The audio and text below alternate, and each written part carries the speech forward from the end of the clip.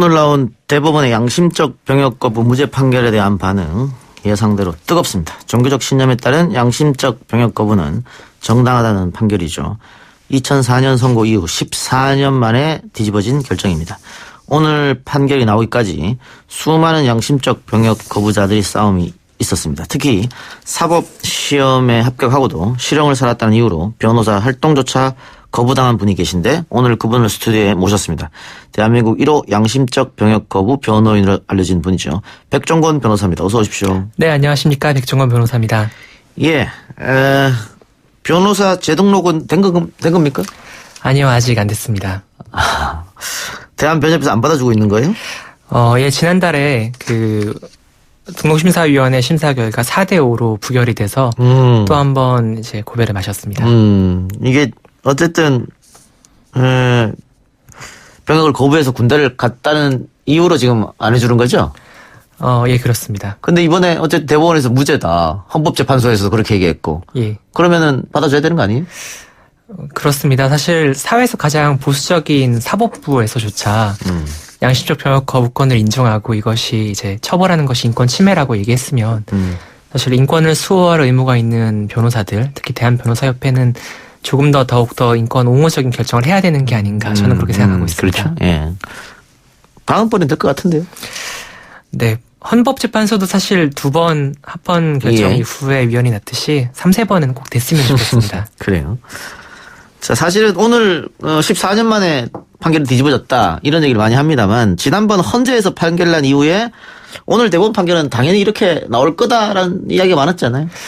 예, 그렇게 합니다만은 또 사실 실제적으로 심리를 하고 재판에 가면은 어떻게 될지 모르는 일이라서 조마조마했습니다. 예, 조마조마했다고 하는데 오늘 판결 끝나고 나서 여러 가지 생각이 들었을 것 같습니다. 아, 정말 감사했습니다. 예.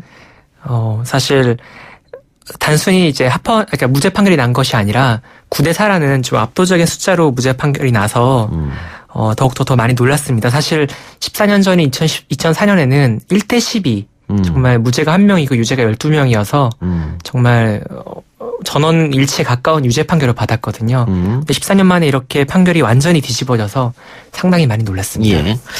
근데 오늘 변호사님도 인터넷 검색하고 뭐 댓글 방송도 보고 하셨겠습니다만 특히 군대 갔다 온 남성들은 이 말이 안 된다. 이렇게 좀 많이 화도 내고 하더라고요. 네. 그런 우려에 대해서는 사실 잘 알고 있습니다. 예. 하지만 양심적 병역 거부자가 단순히 제 군대를 면제해달라라는 그런 요구를 하는 것이 아니라 오늘 대법원 판결에서 나왔듯이 어떤 특혜를 바라거나 면제를 바라는 것이 아니라 군복무와 형평성이 있는 그런 대체복무. 우리나라만 아니라 다른 나라들에서도 시행하고 있는 대체복무를 통해서 헌법상 의무를 다하겠다고 줄기차게 요구해왔기 때문에 실제로 대체복무가 잘 설계돼서 시행되면 국민들께서 하시는 그런 우려들도 거의 다 사라질 것이라고 저는 확신하고 있습니다. 예. 그러니까 국민들이 우려하는 부분 중에 하나는 이거 악용하는 사람이 생기는 거 아니냐. 군대 네. 가고 싶지 않아서. 네. 그런데 지금까지 대체복무제가 없었기 때문에 그냥 실형사 감옥에 간 거잖아요. 예, 맞습니다. 변호사님도 그래서 감옥 간 거죠? 예. 언제 수감생활 하신 거예요? 예, 사실 저는 2011년에 사법연수원을 수료하고 원래 법무관으로 이제 입대를 명을 받았습니다. 하지만 법무관을 가기 전에 4주간의 기초군사훈련이 있었고 제가 단 하루도 군인이 될 수 없는 제 신념상 4주에 불과하지만 거부할 수밖에 없었습니다. 그래서 재판이 시작되었고 6년간의 법정 투쟁 끝에 이제 대법원에서 형이 확정돼서 2016년 3월 달에 수감되어서 1년 반의 형기를 마치고 나왔습니다. 예. 그러니까 그 변호사님은 조금 특이한 케이스니까 법무관으로 갈 수도 있는데 그럼 그냥 4주만 훈련 받으면은 뭐 군사 훈련도 안 받아도 되고 하는데 그것 4주 훈련조차 못 받겠다.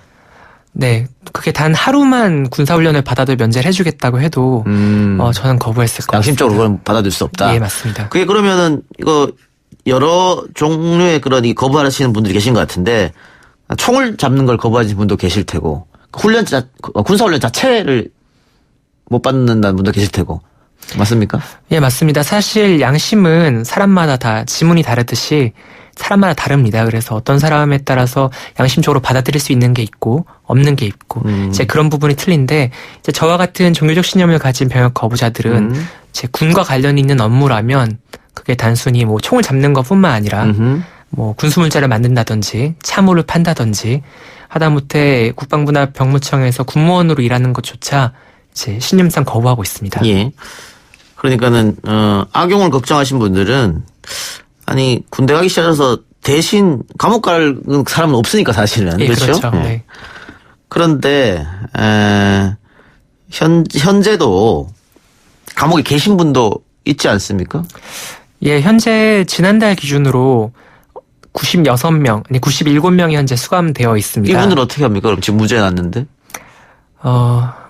이제 검찰이나 법무부에서 그 입장을 발표할 것 같습니다. 지금 정부에서 대체 복무를 안을 내고 있지 않습니까? 뭐 예, 그렇습니다. 국방부에서도 만들고 있는 것 같고 국회에서도 내고 있는 것 같고 한데 지금 나오고 있는 여러 가지 대체 복무 안에 대해서는 양심적 병역 거부자들은 대체로 찬성하는 입장입니까? 사실 실제로 어떤 안이 나와 있는지는 저도 구체적으로는 잘 모릅니다. 예, 여러 가지 안이 나와 있더라고요. 지금 다들. 뭐 워낙 한 9개 정도 되는 안이 나와 있더라고요. 그래서 각 안들에 대해 살펴보지 못해서 뭐라고 말씀드리긴 어렵지만 부디 이제 군과 무관하고 또 군과 형평성을 맞출 수 있는 그리고 또 실제적으로 국민들의 삶에 기여할 수 있는 그런 좀 좋은 제도가 만들어졌으면 하는 바람을 가지고 있습니다. 근데 그 일반 사병들 여론조사 한 거 보니까 네. 대다수의 병사들이 대체 복무를 그냥 합숙으로 하게 되면 기간은 상관없다. 지금은 사실은 군 복무보다 더 길게 해라가 지금 다수잖아요. 외국 사례도 그렇고. 근데 일반 병사들 이야기 들어보면 그게 아니고 같이 함께 이렇게 사는 거 된다면은 우리 이해할 수 있다 이런 입장이거든요. 어때요? 사실 저도 그 여론조사 결과를 듣고 상당히 놀랐습니다. 실제로 그 이번에 국가인권위원회에서 조사한 결과를 보면 병역 거부 수감자들을 대상으로 했을 때는 1.5배 이상으로 대체 복무를 해야 된다는 의견이 가장 압도적으로 높았고 전문가 집단 역시 1.5배, 뭐 2배를 해야 된다는 의견이 많았습니다. 그런데 그 현행 병사들이나 징집 대상자, 이제 병무청에서 신체 검사를 받는 사람들을 대상으로 조사했을 때는 생각보다 그 복무 기간을 똑같이 또는 1.5배 이내로 해도 된다는 의견이 절대적 다수라서 예. 사실 저도 많이 놀랐습니다. 그래서 그런 현상에 대해서 이유를 좀 여러분들께 여쭤봤는데 어떤 분들은 그 추상적으로 앞으로 닥칠지 모르는 그런 염려나 우려가 너무 강해서 그런 구체화되지 않은 우려 때문에 사실 좀 대체 복무를 길게 해야 되는 거 아니냐라고 말씀하시는 분들이 많은 것 같다. 실제적으로 대체 복무가 시행되면 국민들이 가지고 있는 실질적 어려움, 그 우려들은 많이 해소될 것이다라고 예. 분석을 하시더라고요. 그러니까 대체 복무 어쨌든 이 대체 복무가 혜택이 아니냐 이런 생각을 하시는 분이 많은 것 같아요. 그래서 그러면 일반 병사들보다는 조금 더 오래 복무를 해라. 그래서 1.5배, 2배 이런 얘기가 나오는 것 예, 같고. 맞습니다. 그리고 또 병사들 같은 경우에는 아니 똑같이 우리처럼 똑같이 합숙 생활하면 출퇴근이 아니고 그러면은 뭐 1.5배 할 필요 없다. 그냥 똑같이 해라 오라. 이런 얘기 같아요.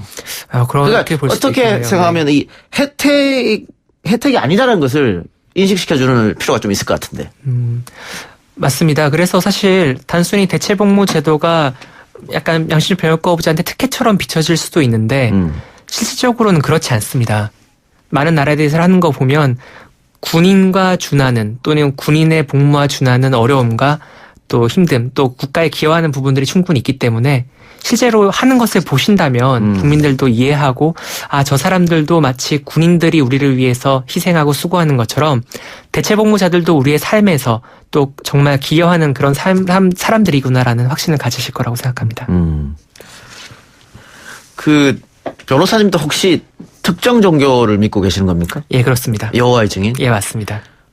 우리 예스앱으로 조석춘님께서 나도 양심적 병역 거부하고 싶었는데 여호와의 증인 믿을 걸 이런 걸 쓰셨고 또 이정희님은 여호와의 증인이라고 대체 복무하고 나서 나중에 개종하면 어떻게 합니까? 이런 좀 부정적인 글입니다만 그런 분들의 이런 염려가 좀 있는 것 같아서 공통점은 그 대체 복무가 군 복무보다 편할 것이다라는 전제를 깔고 있습니다. 예, 맞습니다. 예.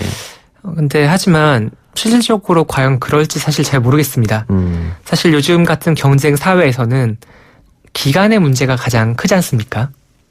사실 지금도 군대도 조금 더 힘들더라도 내가 명예롭게 군복무하고 싶어하는 분들은 해병대를 지원하는 분도 있고 그렇죠. 그리고 조금 더 길더라도 좀 더 빨리 군대를 가서 빨리 사회에 복귀하고 싶어서 어려운 일에 지원하기도 합니다. 하지만 대체복무제도가 군복무 기간보다 뭐 1.5배 내지 2배 정도 길어지고 그리고 지금 그 대만과 같이 만약 커터제가 도입돼서 대체복무를 위해서는 수년간 대기해야 되는 상황도 발생할 수 있는데 그러면 그 엄격한 심사 기간 또 대기 기간 긴 복무 기간을 합치면 거의 20대의 한 절반 가까이를 아니면 또는 그 이상을 이제 대체복무를 위해서 희생해야 되는 부분이 있습니다. 과연 일반 국민들 중에서 어떤 분들이 황금 같은 20대를 그렇죠. 네, 길게 소모할 수 있을지 그거는 실제로 대체복무제도가 만들어졌을 때 이제 논의할 수 있는 부분이라고 생각합니다. 예. 그러니까 아까도 말씀드렸습니다만 국민들이 대체복무를 혜택으로 생각하게 되면 이런 반발이 나올 것 같고요. 그렇습니다. 그게 아니라고 하면 방금 변호사님 말씀이 맞는 것 같고 그런 것 같습니다. 다시 아까 우리 처음 얘기한 거로 좀 돌아가 봅시다. 어쨌든 헌재도 그렇고 대법원 판결도 이렇게 났기 때문에 이미 변호사님처럼 이미 실형을 산 분들 아니면 지금 감옥에 계신 분들 이런 분들에 대해서는 소급 적용해야 되는 거 아니냐 문제가 남아있을 것 같고요. 또 변호사님처럼 이것 때문에 변호사 재등록도 못한 사람들 불이익을 받고 있는 사람들 사면 복권해줘야 되는 거 아니냐 이런 문제가 또 남아있을 것 같아요. 어떻게 생각하십니까? 사실 재심이 되면 제일 좋은 일이겠죠. 근데 사실 헌법재판소가 병역법 88조 처벌 규정에 대해서는 합헌 결정을 했기 때문에 과연 이것이 재심 사유가 되느냐 마느냐에 논란이 있습니다. 아하. 그리고 정작 재심이 가능하다고 하더라도 요즘 뭐 여러 가지 재심 사건들이 법원에 계류 중이지 않습니까? 보통 재심 사건이 2년에서 3년 이상 소요가 됩니다. 실질적인 구제가 어려운 거죠. 그래서 이런 재심에 대한 논란을 넘어서 이제 대법원과 헌법재판소라는 우리나라의 최고 법원들이 이제 위헌 결정과 무죄 판결이라는 것으로 이 병역 거부 처벌이 헌법적으로 잘못됐다라는 것을 인정했다면 행정부에서 사면을 검토하거나 또는 입법부에서 국회에서 법을 만들면서 이번 국가인권위원회 안처럼 이 사람들의 정가를 좀 말소시켜주자 그런 입법적인 해결도 충분히 가능할 것으로 보입니다. 그런데 대체복무제가 당장은 도입되기는 좀 어려워 보이지 않습니까?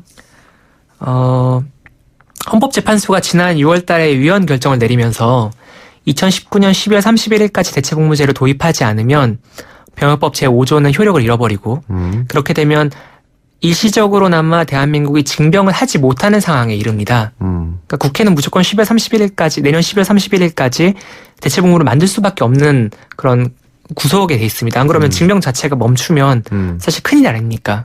그렇기 때문에 국회가 연구와 논의를 거쳐서 내년까지는 제대로 완비할 거라고 기대하고 있습니다. 내년까지 만들고 그러면 내후년부터 시작된다고 보면 되겠네요. 예, 맞습니다. 네. 그러면은 그 사이는 어떻게 하죠? 가도기로 그냥 놔둬야 되는 겁니까? 미필 신분으로 사실 남아 있어야죠. 어떻게 보면은 지금도 군대 가기 위해서 뭐 이른바 군대 고시처럼 네 어려운 시험들도 보고 또 기다리는 걸 힘들어하시는 분들이 많은데 병역 거부자들 역시 대체복무제도가 도입될 때까지는 지금처럼 기다리면서 약간 좀 불안정한 상황이긴 하지만 네 그거는 감수해야 될 부분이라고 생각합니다. 예. 사실은 외국에서도 상당한 국가들이 신념과 양심에 따른 병역 거부를 인정하고 있습니다. 그리고 G20 국가 중에는 뭐 또 선진국 국가 중에는 우리가 유일하게 처벌했었는데 법이 이제 바뀌었으니까요. 조금 달라진 모습을 보일 것 같은데 아까 얘기한 대로 우리는 면제를 인정하지 않으니까 대체복무를 해야 되지 않습니까? 가장 중요한 게 기간인데 전문가들은 1.5배를 가장 많이 얘기한 것 같고요. 그리고 그 다음은 한 2배. 그래서 지금 현역 복무 기간에 1.5배 하면 한 27개월 정도 되고 2배 하면 36개월쯤 되지 않습니까? 검토하고 있고 복무 분야로는 소방서라든가 교도소, 구치소 이쪽을 지금 얘기하는 것 같습니다. 그 병역 거부자, 양심적 병역 거부자들도 이게 모여가지고 여러 가지 얘기를 할 거 아닙니까? 이 부분에 대해서는 충분히 받아들일 입장이십니까? 사실 제도가 완비돼서 설계되기 전까지는 뭐 그거를 뭐 만족하지 않는다라고 저희가 얘기하기는 좀 어려운 문제인 것 같습니다. 어쨌든 국회에서 이 문제를 잘 논의해서 좀 국제인권 기준에 맞는 제도를 만들어 주신다면 성실하고 또 겸손하게 국민들을 섬길 자세가 돼 있는 사람들입니다. 그 제도가 어떻든 간에. 다만 이제 그 복무 분야나 복무 기간에 있어서 그 대체복무를 오랫동안 시행했던 나라들의 그런 원칙들을 좀 따르는 것은 필요해 보입니다. 군복무와 형평성 있게 일단 만들어야 될 거고요. 그리고 군과 무관한 업무여야 되고 이제 공익에 기여해야 되고 또 징벌적 형태가 아닐 것 이런 원칙하에서 좋은 대체복무제도가 나와서 저희 동생들 그리고 사실 제 사촌 동생도 지금 재판을 받고 있는데 양심적 병역법으로 예. 이제 그 동생도 국민들을 잘 섬길 수 있으면 참 좋겠습니다. 예. 외국 사례는 어떻게 돼 있습니까? 외국 사례도 우리랑 비슷합니까? 뭐 복무 기간이라든가 혹은 아까 얘기했던 교도소, 소방서 이쪽으로 근무를 합니까? 대부분의 국가들에서는 군복무 기간과 동일하거나 또는 1.5배 정도 깁니다. 2배 긴 나라도 있긴 한데 극히 일부분이고요. 그래서 제일 대체복무제도가 최근에 시행돼서 잘 이루어지고 있는 대만 같은 경우는 양심적 병역 거부자들이 보통 중증 장애인이나 치매 노인 같은 분들이 24시간 간병 개호하는 요양소에서 일을 합니다. 그리고 얼마 전에 대만에 지진이 났을 때 지진 재해복구에 파견이 되기도 했고 또 여러 가지 메르스 질병 당시에도 이제 공항에 나가서 이제 위험한 업무를 맡는 등 사회적 국가적으로 도움이 되는 일들을 하고 있습니다. 사실 한국에서도 좀 지진도 계속 나고 메르스 같은 질병도 있고 또 점점 노령화 현상이 일어나면서 사회적으로 도움이 필요한 부분들이 많지 않습니까? 이런 부분들에 양심적 병역 거부자들이 좀 녹아들어서 우리의 이웃과 사회를 위해서 봉사할 수 있는 그런 기회가 꼭 마련됐으면 좋겠습니다. 예.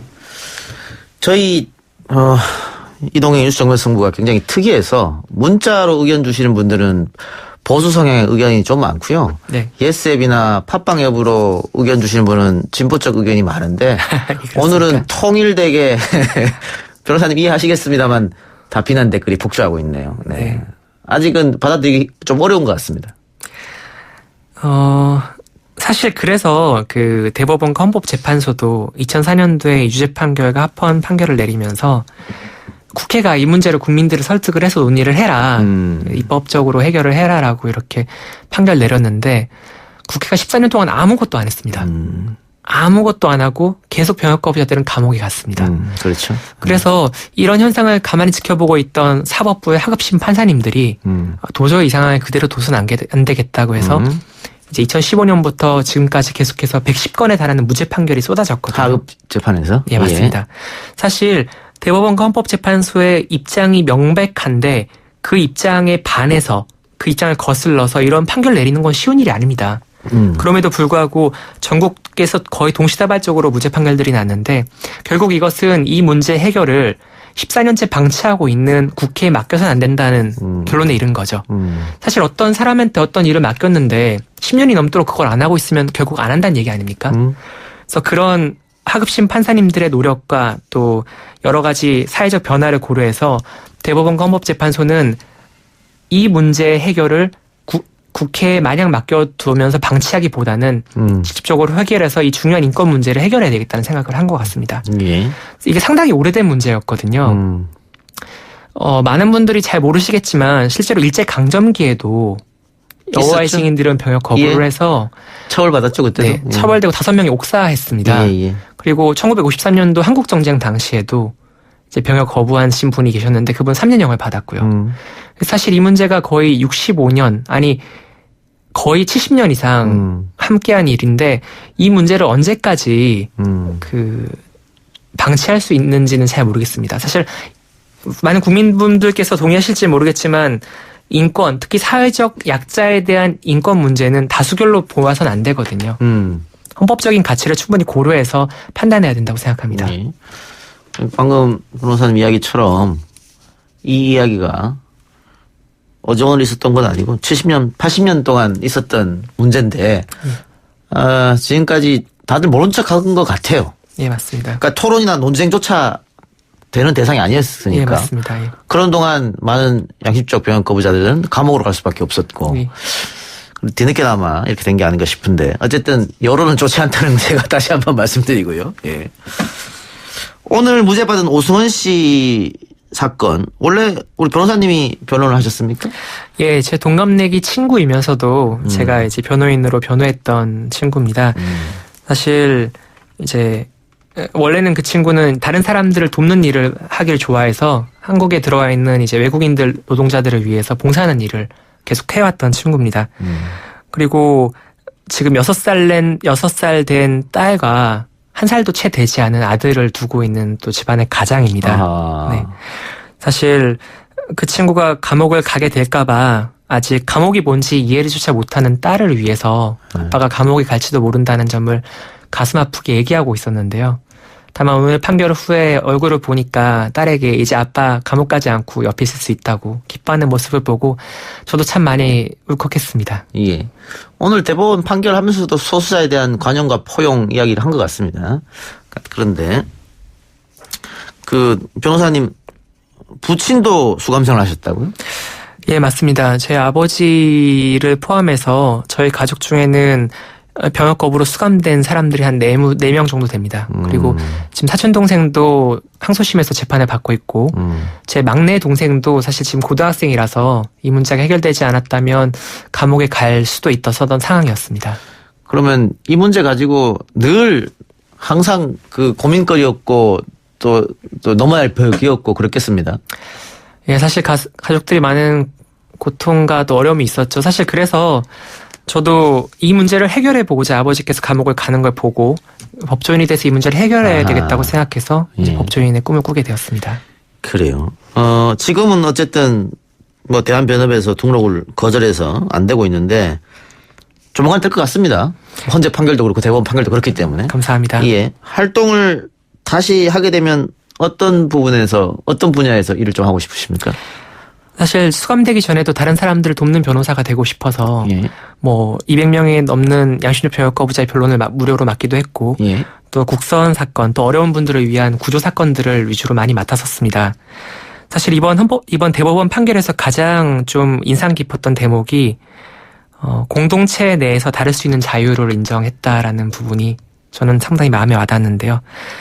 변호사로 활동을 다시 재개할 수 있다면 그 사회적 약자나 사회적으로 이렇게 아무도 자신의 편을 들어주지 않는 것 같은 그런 분들을 위해서 최선을 다해서 일하고 싶습니다. 예. 제가 많은 청취자 의견이 다 부정적이다는 얘기를 드렸는데 네. 긍정적인 의견도 있긴 있어요. 예. 예스앱으로 시우맘님 대체근무제도 응원하고 지지합니다. 최준지 씨께서 변호사님 신뢰가는 목소리예요. 말씀 차분히 잘하시고 저는 지지합니다. 이런 글들이 있었습니다. 마지막으로 이렇게 뭐 여론은 아직까지 좋지 않습니다만 국민들에게 한마디 해주시죠. 사실 헌법재판소와 대법원에서 이런 전향적인 결정을 내려줄 수 있었던 거에는 국민들의 관용과 또 포용력이 있었다고 저는 생각합니다. 사실 이번 대법원 헌법재판소 결정으로 인해서 우려를 표하고 있는 국민들도 많이 계신데 계속해서 지켜봐 주시고 어떤 대체복무제도가 도입될지 그리고 대체복무제도가 도입됐을 때 양심적 병역 거부자들이 그것을 성실하고 또 겸손하게 잘하는지 지켜봐 주시기 바랍니다. 저는 대체복무제도가 도입되고 얼마 안 돼서 국민들께서 이 제도가 정말 좋은 제도고 국가에도 많은 기여를 하고 도움이 된다는 것을 아실 거라고 저는 확신하고 있습니다. 부디 계속 관심을 가지고 지켜봐 주시고 부디 이제 같이 함께 살 수 있는 병역 거부자와 이제 병역 의무를 이행하신 분들이 공존할 수 있는 그런 사회에서 같이 따뜻하게 살았으면 좋겠습니다. 감사합니다. 예. 어쨌든 오늘 판결 다시 한번 축하드리고요. 네. 인터뷰해 주셔서 감사하고 저는 백종건 변호사 보내드리면서 저도 인사하겠습니다. 내일 이 시간 다시 찾아뵙겠습니다. 들어주신 여러분 대단히 감사합니다. 고맙습니다.